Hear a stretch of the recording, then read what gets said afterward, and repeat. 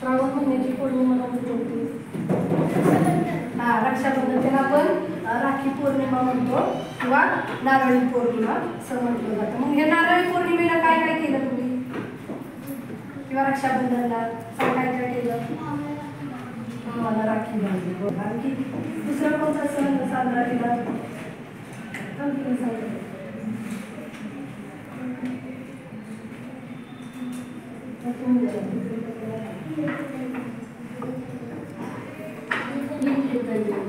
पंधरा ऑगस्ट साजरा केला. 15 ऑगस्ट तुम्हाला सगळ्यांना माहिती आहे आपण झेंडावंदन केला. 15 ऑगस्ट हा राष्ट्रीय सण आपण साजरा केला. आणखी कोणतं साजरा? आणखी बरोबर आहे नागपंचमी. नागपंचमीला काय काय केलं? नागाची पूजा केली. बरोबर आहे, नागाची पूजा केली. आणखी कोणता सण साजरा केला? आठवतात का? श्रावणी शुक्रवार साजरा केला. असे वेगवेगळ्या प्रकारचे सण साजरे केले. बरोबर आहे ना? त्याचप्रमाणे श्रावण महिन्यामध्ये बैलाची पूजा करण्यासाठी बैलपोळा हा सण साजरा केला जातो. आज तुम्हाला माहित नसेल, आज श्रावणी अमावस्या आहे आणि श्रावणी अमावस्याला बैलपोळा हा सण साजरा केला जातो. काही ठिकाणी भाद्रपद महिन्याच्या अमावस्येला करतात, काही ठिकाणी श्रावण महिन्याच्या अमावस्येला बैलपोळा हा सण साजरा केला जातो. तर बैलपोळा हा सण बैलाप्रती कृतज्ञता व्यक्त करण्यासाठी पाठातून पाळला जातो.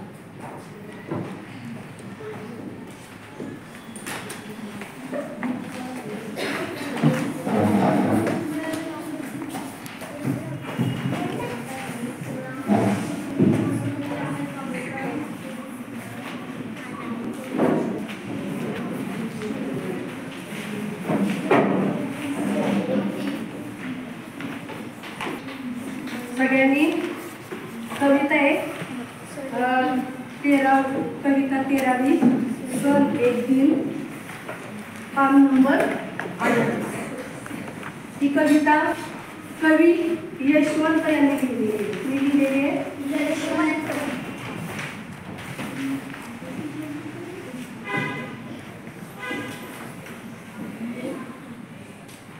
सुरुवातीला मी ही कविता गाऊन दाखवणार आहे. तुम्ही फक्त पुस्तकामध्ये बघायची आहे. 38. त्यांच्याकडे काहींच्या ह्याच्यावर 17 हे आहे. माझं पुस्तक जे आता तुम्हाला 5-17 वर बघायचे. सगळ्यांना सापडली कविता? सगळ्यांनी लक्ष देऊन ऐकायची. नंतर मी तुम्हाला म्हणायला सांगितलं. शिंगे रंगविली शिंगे बांधली चढविल्या झुई ऐन दार राजा परदान्या रतन दिवान वजीर पठाण पुस्त मस्त वाजंत्री वाजती लेझिम खेळती मिरवित नेती बैला रागी दुल दुलतात कुणाची वशिंड कुणी बांड फोंडे कुणी बांड फोंडे आव कळ कुणाच्या शिंगांना बांधिले बोंडे हिरवे तांबडे शोभिवंत वाजती गळात घुंगराच्या माळा बैल सन बैल पोळा आईसा चाले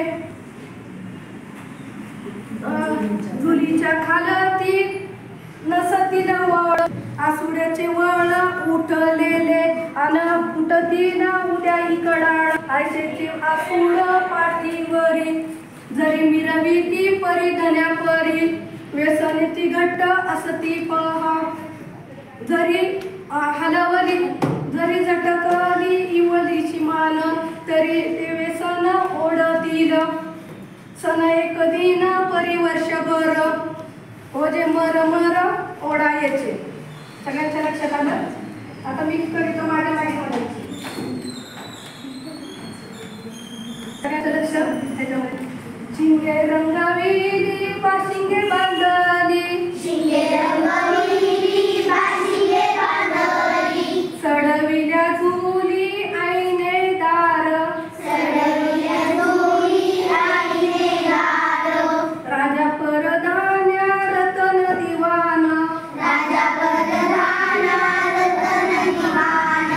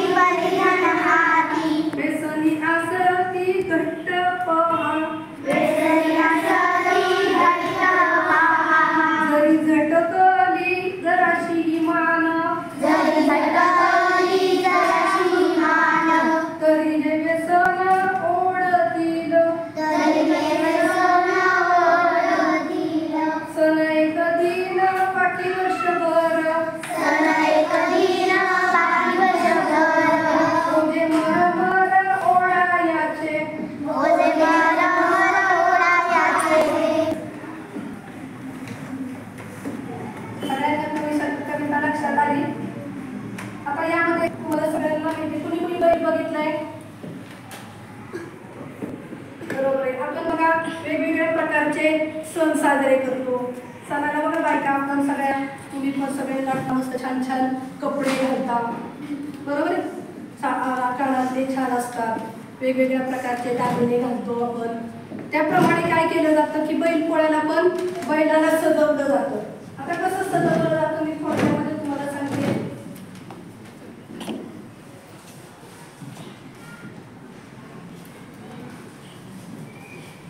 हे बघा हा बैल आणलेला आहे, त्यामध्ये पण बघा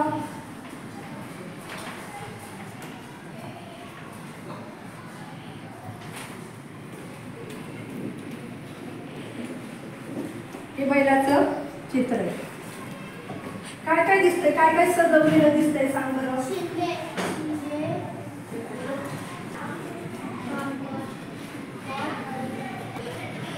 काय काय म्हणतात याला, बाशिंग म्हणतात.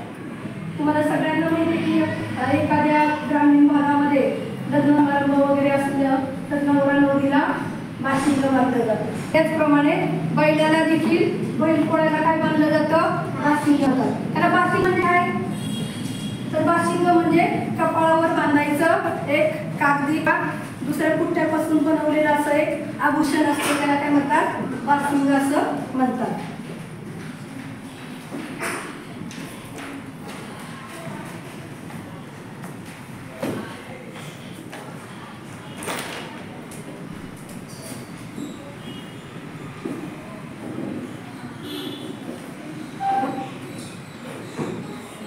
आणखी काय काय आहे तर इकडे बघा की बाशिंग कुठं आहे, त्या ठिकाणी बाशिंग हे केलेलं आहे.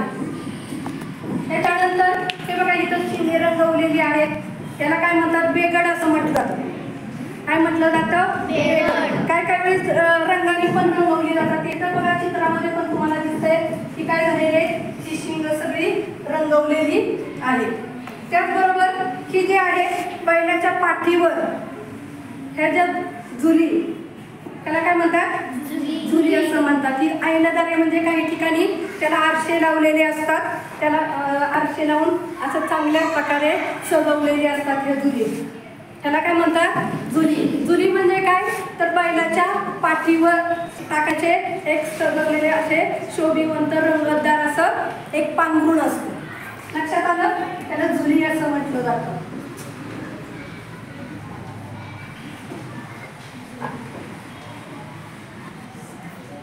आता यामध्ये बघा की बैलाला वेगवेगळ्या प्रकारची नावं ठेवलेली आहेत. कोणकोणती नावं ठेवलेली आहेत तू सांग, बैलाला कोणकोणती नावं ठेवलेली आहेत पुस्तकामध्ये बघा की सगळ्यांचं लक्ष आहे ना, काय काय नावं ठेवलेत बैलांना, राजा, आणखी परदान्या, रतन, आणखी दिवाण, पठाण, बरं, आणखी वजीर. वजीर, अगदी बरोबर आहे. त्याप्रमाणे बघा तुम्हाला पण तुमच्या आईने काहीतरी नावं ठेवलेत ना. तुझं नाव काय, जानवी, पल्लवी. तसंच काय केलेलं आहे की शेतकरी लोक पण काय करतात की आपल्या बैलांना वेगवेगळ्या प्रकारची नावं ठेवतात. आता जास्त करून आपल्याला सगळ्यांना माहिती की जे काही बैल आहेत ते खेडेगावामध्ये पाळले जातात शेतीच्या कामासाठी, आणि त्यामुळे ग्रामीण भाषेतले शब्द यामध्ये जास्त आलेले आहेत. आता राजा, परधान्या, वजीर, पठाण ही सगळे ग्रामीण भाषेमध्ये असलेले शब्द आहेत आणि शेतकऱ्यांनी आपल्या बैलांना ठेवलेली नावं आहेत.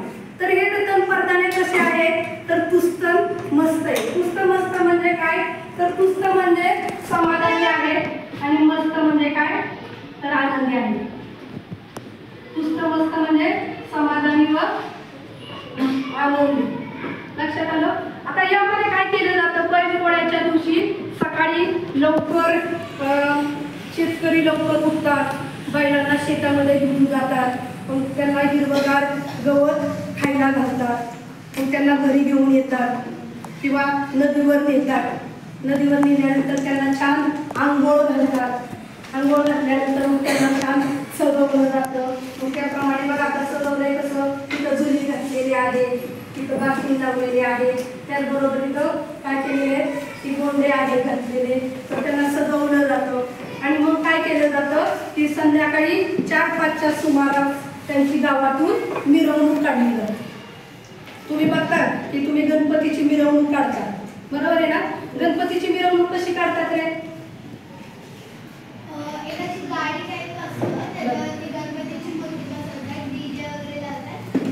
बरं, डीजे लावून येतात, आणखी ट्रॅक्टरवर नेतात. बरं, आणखी बरं, तसं काय केलं जातं तर ग्रामीण भागामध्ये संध्याकाळी 5 वाजता बैलपोळ्याच्या दिवशी बैलांची मिरवणूक काढली जाते. सगळे बैल एका ठिकाणी जमतात आणि मग काय केलं जातं, त्या गावातून त्या बैलांची मिरवणूक मंदिराच्या दिशेने जाते.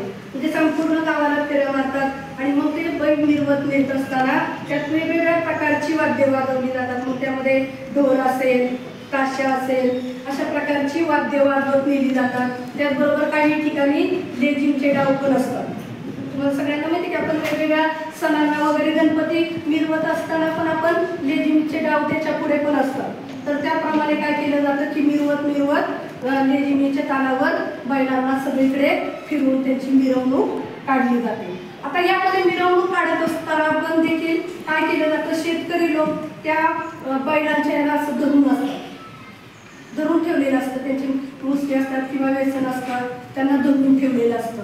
कारण काय की हे जे बैल असतात त्यामध्ये काही बैल जे असतात बांडकोंडे म्हणजे काय तर बांड म्हणजे खोडकर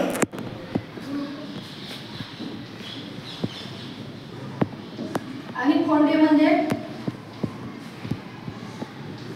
कशाला म्हणायचं? खोंडे म्हणजे काय? तरुण बैल असतात. तर ते बैल खूप कसे असतात? अवखळ असतात. अवखळ म्हणजे खूप चपळ असतात.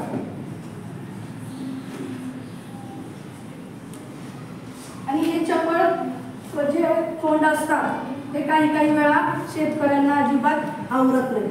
ते सुटून जाण्याचा प्रयत्न करत असतात, उड्या मारायचा प्रयत्न करत असतात आणि त्यामुळं काय होतं की बांधकोंडे खूप अवखळ अशी असतात. आपण पण बघा बरेचसे खोडकर असतात. आपली आई आपल्याला बरेच वेळा ही करत असते, सांगत असते ही करू नको ती करू नको, पण आपण ऐकत नाही आणि आपण कसं न ऐकाही करतो. तशी आपल्यासारखी ती खोंड पण कशी असतात, कुणाचं ऐकायला तयार नसतात. शेतकरी धरून ठेवतो तरी पण ते काय करत असतात, बाहेर पाडण्याचा प्रयत्न करत असतात. अशी जे असतात त्याला काय लक्षात आलं, बांडकोंडे अवखळ असतात. आता कुणाच्या शिंगांना काय केलेले असतात, गोंडे बांधलेले असतात. कोणकोणत्या प्रकारचे गोंडे बांधलेले असतात सांगा बरं, एकटी सांगते कोणत्या प्रकारचे गोंडे बांधले? इथं बरं इथं दिसतात आहे का इथं गोंडे बांधलेले? कोणता रंग कोणता आहे बघा सांगतो. आणखी कोणता दिसतोय? हिरवा आहे, नारळे, केशरी आहे, ऑरेंज आहे, मराठी त्याला गुलाबी म्हणतात. आपण मराठी मराठी सांगते की गुलाबी आहे, त्याच्यानंतर नारंगी, अशा वेगवेगळ्या प्रकारचे गोंडे बांधलेले आहेत. आणि बघा त्या गळ्यामध्ये काय दिसतंय? गळ्यामध्ये माळे. आता ही माळे काहीच्या ठिकाणी घुंगरं बांधलेली असतात. मी तुम्हाला घुंगरं कशी असतात ते थोडंसं दाखवते.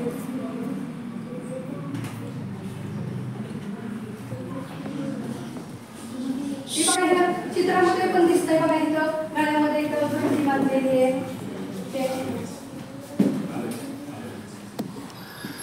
हे बघा ही अशी घुंगराची माळ असते, ती गळ्यामध्ये बांधलेली असते. आणि ज्यावेळेस बैल चालत असतो त्यावेळेस बघा ती घंटी कशी वाजते, ते म्हणतात ना वाजून ते गळ्यात घुंगराच्या माळा. तर हे असं चालत असताना काय होतं की ह्या घुंगरांचा आवाज होत असतो. त्याचबरोबर आणखी वेगवेगळ्या प्रकारच्या माळा असतात बघा.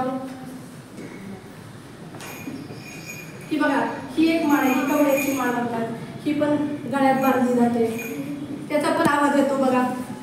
येतो ना आवाज सगळ्यांना? चालताना आवाज येतो. त्याच्यानंतर ही बघा ही मोहरती असतात. ते बघा इथं तिथे दाखवते तुम्हाला की जी आहे तर तिथून अशा पद्धतीने अशी बांधली जातात. तिथे पण तुम्हाला दिसतील बघा, इथून जी लाईन आहे तिथून काय केलं जातं की मोहरती बांधली जातात. त्याला मोहरती असं म्हणतात. त्याला ही जे बांधलेलं आहे याला शांबे असं म्हटलं जातं. काय म्हटलं जातं? शांबे असं म्हटलं जातं. आणि त्याला काय केलेले शीप गोंडे लावलेली आहे. अशा प्रकारे आपण जर बघितलं तर किती छान सजवलेलं आहे बैलांना.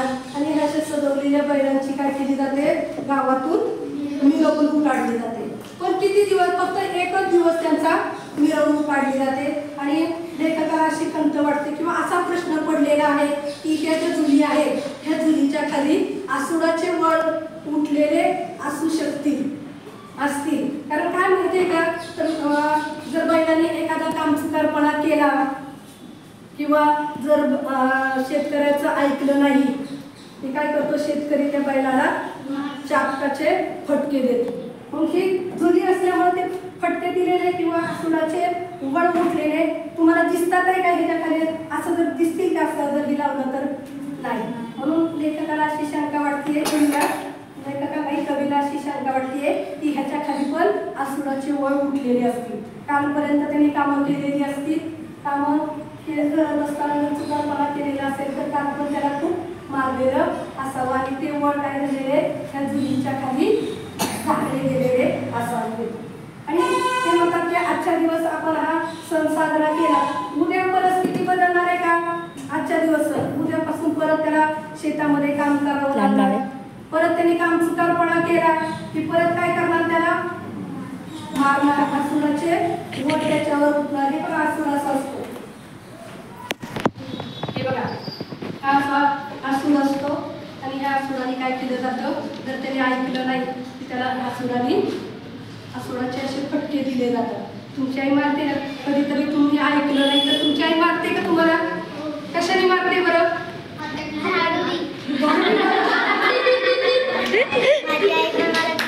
तुझी आई कशाने मारते तुला, हाताने मारते. आईची आई काठीने मारते. तसं तो बैल पण काय मुका प्राणी, तो पण ऐकत नाही. मग ऐकलं नाही काय करतात शेतकरी लोक, त्याला अशा आसुडाचे फटके देतात. आणि ह्या आसुडाच्या फटक्यांचा आवाज कसा येतो, कसा आवाज येतो,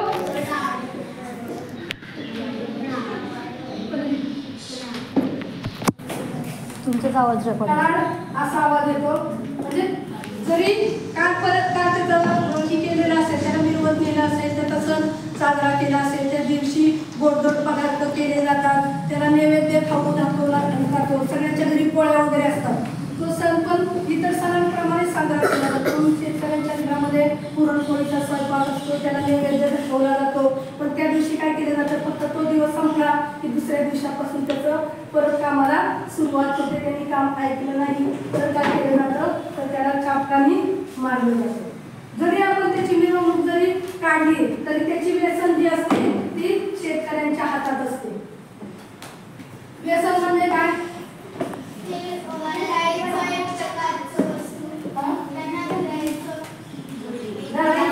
ती नाकातून बांधलेली एक दोरी असते. तुम्ही जर हे चित्र बघितलं तर हे बघा, सगळ्यांना चित्र दिसतंय हे. आता ह्या चित्रामध्ये नाकातून ओढलेली दोरी असते. ती दोरी जी असते त्याला आपण व्यसन असं म्हटलं जातं. जर गाडी चालवताना वगैरे जर त्यांनी ऐकलं नाही किंवा जोरात पाळण्याचा प्रयत्न जर केला किंवा उजळण्याचा जर प्रयत्न केला तर शेतकरी काय करतात, ती व्यसन ओढतात. आणि त्या ओढल्यामुळे काय होतं, त्याच्या नाकाला त्रास होतो आणि तो त्या जागेवर थांबतो. आणि म्हणून जरी त्याला त्या दिवशी मिरवत नेत असले तर त्या दिवशी पण व्यसन कुणाच्या हातात असते, त्या शेतकऱ्याच्या हातात असते. कारण आपल्याला सगळ्यांना माहिती की बैल काही काही वेळा ऐकत नाही, फटाक्याच्या आवाजाने बैल काय करतात, उडवतात, उड्या मारत सुटण्याचा प्रयत्न करत असतात आणि मग त्यांना आवरणं सोपं नसतं. आणि म्हणून काय केलं जातं, तर त्याच्या नाकामध्ये अशी व्यसन घातलेली असते, म्हणजे दोरी घातलेली असते, जेणेकरून आपल्याला त्या बैलांवर नियंत्रण ठेवता येऊ शकतं. आणि म्हणून जरी त्यांनी मान इकडे केली तिकडे वळवली तरी काय केलं जातं की लगेच तो जी व्यसन असते तो शेतकरी ओढत असतो. आणि जरी आता बैलपोळा हा एकच दिवस असला तरी वर्षभर बैलाला वेगवेगळ्या प्रकारची कामं करावी लागतात. कोणकोणती कामं करावी लागतात बरं बैलाला, हातवर करा फक्त. नांगरोड, अगदी बरोबर आहे. शेत रांगण,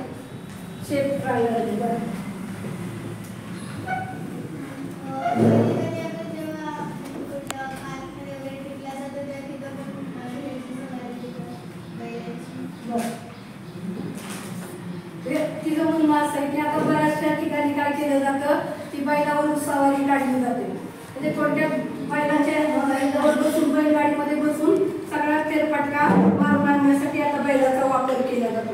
पण वजन आणण्यासाठी आता बघा वेगवेगळ्या कारखाने असतात, त्या कारखान्याच्या ठिकाणी ऊस वाहून नेण्यासाठी बैलगाडीचा वापर केला जातो. यामध्ये बघा तुम्हाला काय दिसतंय की ऊस घेऊन हा शेतकरी काय करते बैलगाडीत बसून कारखान्यावर निघालेला आहे. शेत नांगरण्यासाठी किंवा शेतामध्ये धान्य पिकलं की ते धान्य काढल्यानंतर ते धान्य वाहून नेण्यासाठी कशाचा वापर केला जातो तर बैलगाडीचा वापर केला जातो.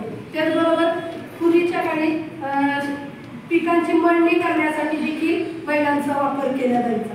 मध्ये अशी खळाप केलेलं असायचं आणि त्याच्या कडेने त्या खळाच्या भोवती काय केलेलं असायचं, धान्य असं पसरलेलं असायचं आणि बैल काय करायचं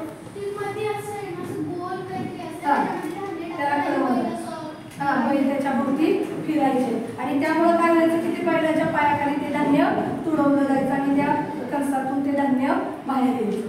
आता तशी मळणी केली जात नाही कारण आता मळणीचे यंत्र वगैरे निघालेली आहेत, पण पूर्वीच्या काळी त्याचा वापर यामध्ये केला जायचा. म्हणजे बघा की बैल वर्षभर खूप कामं करत असतो आणि म्हणजे एक दिवसच फक्त त्याला विश्रांतीसाठी त्याचा बैलपोळा हा सण साजरा केला जातो. बाकी वर्षभर त्याला काय करावं लागतं, शेतामध्ये मळवळ कष्ट करावं लागतं. तुम्हाला सगळ्यांना तो कळली कविता.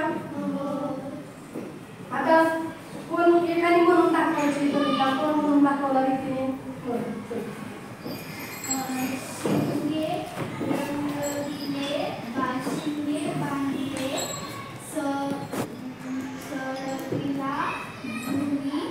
चढविल्या जुनी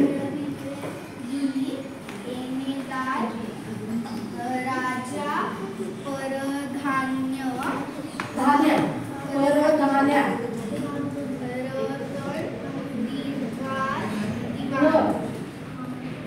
वजीर पठाण तुस्त मस्त. बरं दुसरं कडवं तुला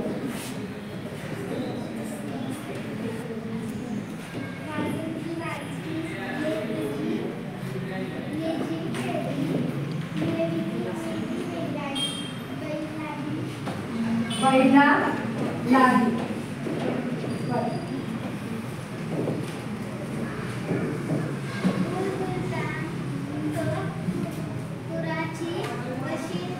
काही कोंडे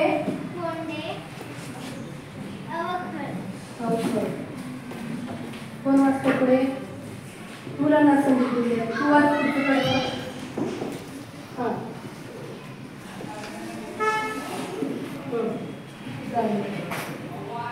लक्ष नाही का तुझं? सगळ्यांनी पुस्तकातलं लक्ष द्यायचं. मी कुणाला पण म्हणणार वाचायला सांगायचं.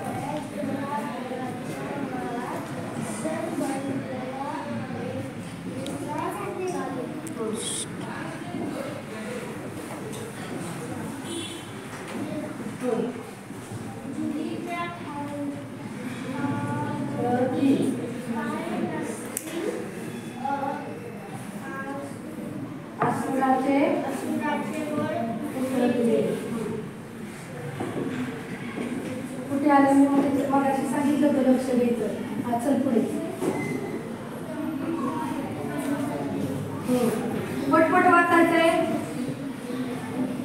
तुझं लक्ष नव्हतं बरं का.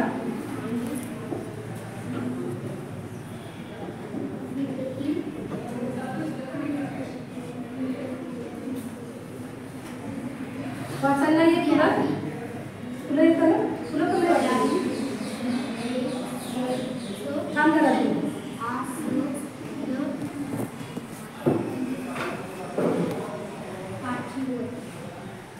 मला तर आवाजच ऐकायला बोलला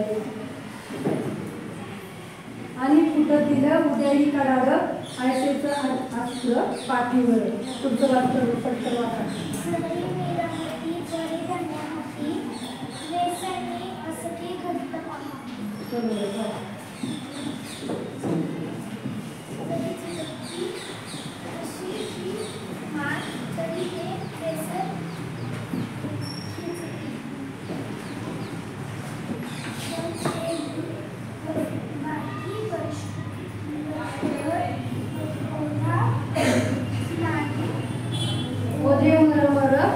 बरोबर आहे. सगळ्यांना समजली. आता सगळ्यांनी एकाच वेळी सगळ्यांनी म्हणायची. सगळ्यांनी सुरुवात करा. चला.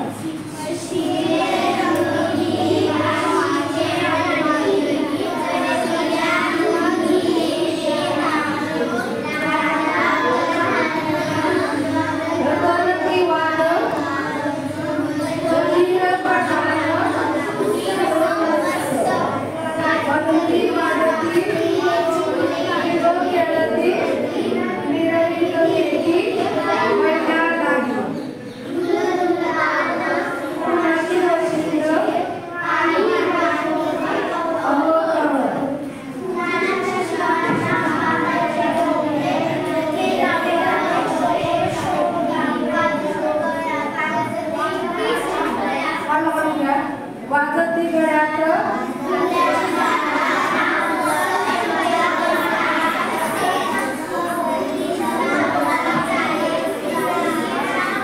दुरीच्या कळती काय असतील असणारे निघाले.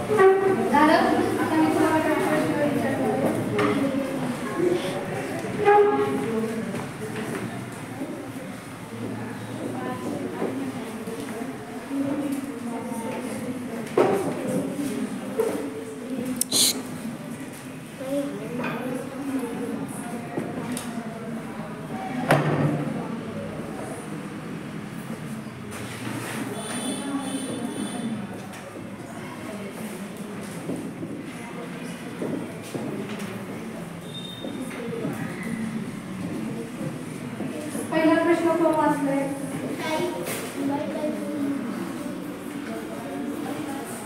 दिसतोय का? कोण उत्तर सांगता येतं?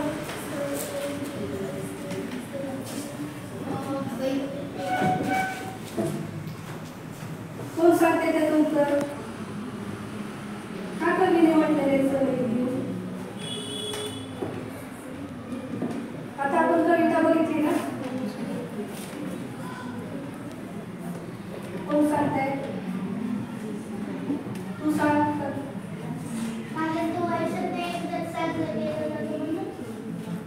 बरोबर आहे. एकच दिवस काय केला जातो? बैलपोळा सण साजरा केला जातो. बाकी वर्षभर त्याला कष्ट करावे लागतात. बैलपोळ्याच्या दिवशी बैलाला कसे सजवले जाते?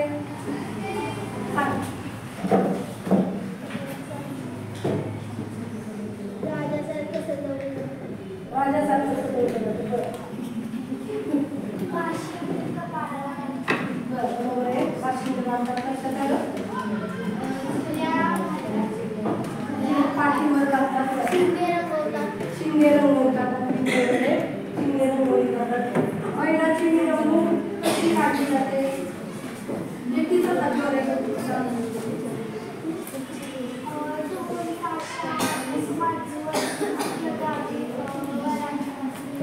बरोबर आहे. आणखी कोण सांगते?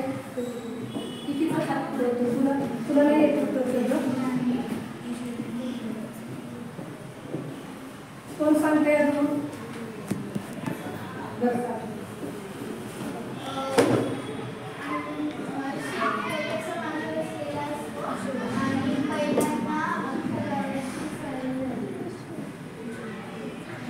सवारीला गेलेली का?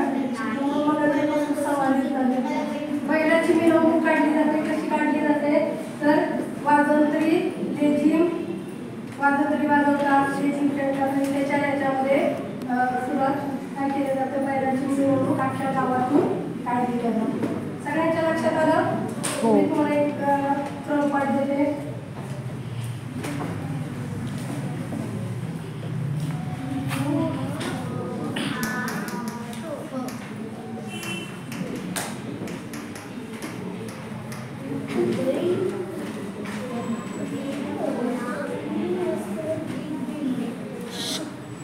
जेवण घ्या.